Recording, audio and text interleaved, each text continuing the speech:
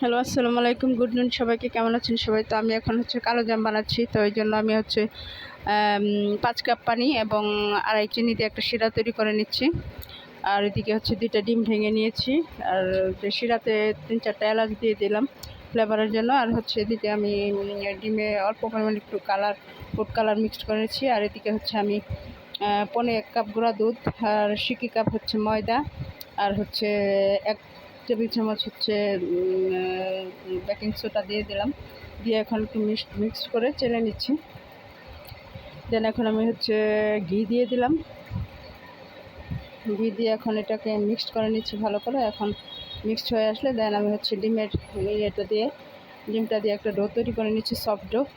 আর এখন গোল গোল শেপ করে, লম্বা লম্বা শেপ করে বানিয়ে নিয়ে তেলে ভেজে দিচ্ছি। তেলে ভাজা হয়ে গেলে দেন আমি শিরাতে দিয়ে দিলাম। তো ভালো থাকবেন। আল্লাহ হাফেজ।